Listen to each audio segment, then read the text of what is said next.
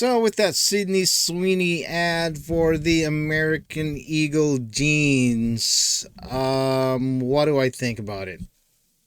It's creating quite a buzz right now, lately, ever since it came out, from actually the left, saying that there's a racist connotation or even Nazism, because Sydney Sweeney for being a Caucasian, blue eye, blonde hair, saying that she has great genes. That would be GENES jeans rather than JENS jeans. But she was wearing jeans. I think she was wearing you've probably seen the video, provocative post, showing a bell button and all of that stuff. Creating a buzz from the left and the right, and saying that it's not it's unwoke, or we're done with the wokeness, because back, I believe, a couple years ago, when the American Eagle, even Victoria's Secret, even Maxim, even Victoria's Secret, they were promoting, or even Hooters and all of that. They capitalize on this provocative pose, this models, this standard for becoming for being a good looks, sexy in Victoria's Secrets. So the left have eventually, a couple of years ago, had infiltrated that and started showing big minorities, or because they want to be in there. I don't think that's a problem with a minority, because there's a lot of skinny and supermodel, like Tyra Banks and all of them, but with this particular thing, and the American Eagle kind of woke up and said, wait a minute, we are trying to cater to like a small population of people that wants to, even Victoria's Secret was saying that. But in the case of Bud Light, what happened to Dylan Mulvaney, a lot of this corporate is kind of smart, kind of woke up and say, wait a minute, that's not how we want to run the business, and that's them, that's them. So there's a supposedly backlash from people because they deem this racist. I don't find that racist. Maybe she's trying to stir up conversations. That's what she was doing. That's what happened. The report says that American Eagle, stocks went up and sales went up, and everything like that's good for them. I mean, that's that's how it works. That's how it works. Compared to if you're gonna put out other things. But anyway, Fox News saying that the White House is actually saying that it's BS, and torches the left for their outrage.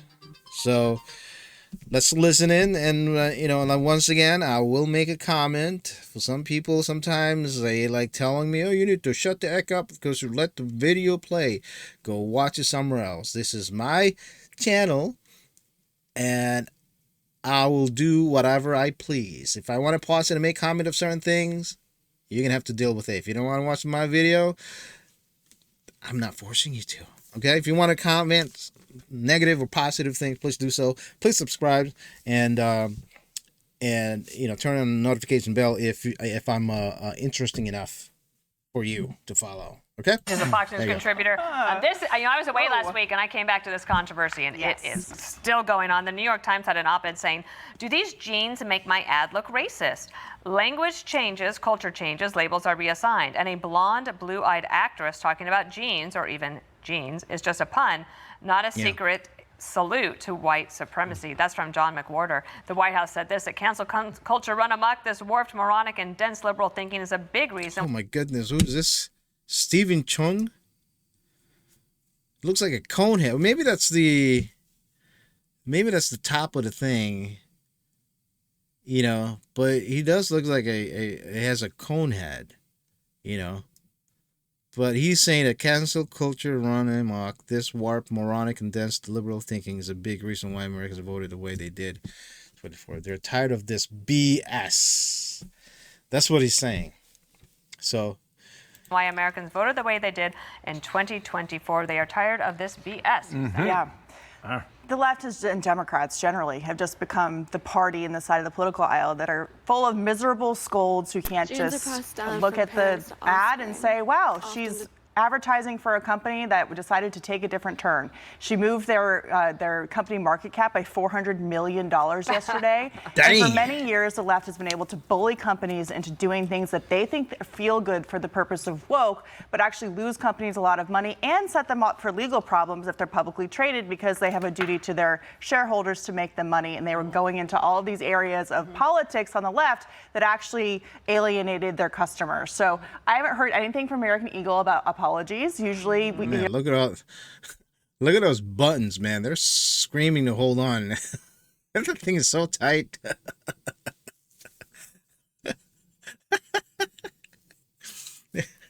They're screaming and holding on. Hold on there, buddy.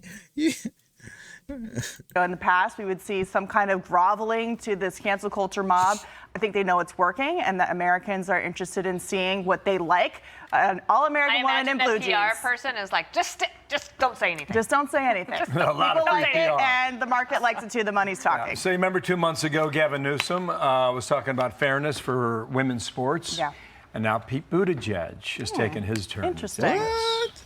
Around sports, where I think most reasonable people would recognize that there are serious fairness issues if you just treat this as not mattering when a trans athlete wants to compete in women's sports. I think these decisions should be in the hands of sports leagues and school boards and not politicians, least of all politicians in Washington trying to use this as a political pawn. I agree. Okay, so the quote was, there are serious fairness issues.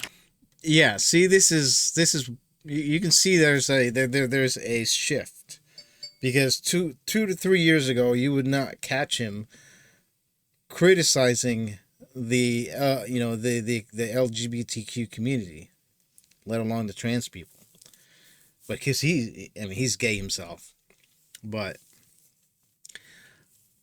now there's a shift. You can see that's there's a serious fairness issue if you let this transgenders play in a women's league.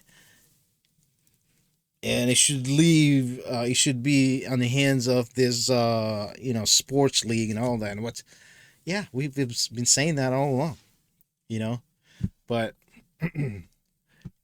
Biden's administration is actually the one pushing that. Is he changing too?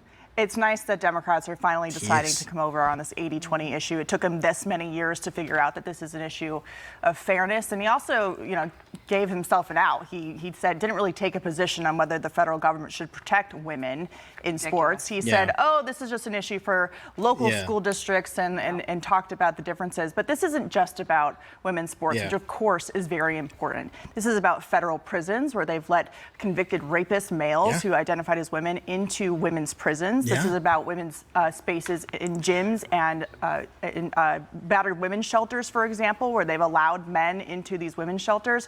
This actually is a legal issue. And when it comes to the sports leagues, there are things like the Olympics that we're hosting that the Trump administration has been very clear on. And during the Biden administration, which Pete Buttigieg worked for, they inserted this into all of their policy plans through Medicaid, through the Department of Education. This was a huge policy position for the left and for Democrats, and he was a part of it. So they're looking at their own political ambitions now, whether it's Gavin Newsom or Pete Buttigieg, and saying, wow, this is something that parents actually care about. It's an issue that goes into so many different aspects of politics, but he's still not willing to take a position on it, just like Gavin Newsom wasn't willing to either. It's weird to me that you hear about this, or you watch it, you see it, like we've seen, and your gut instinct isn't, that's not right.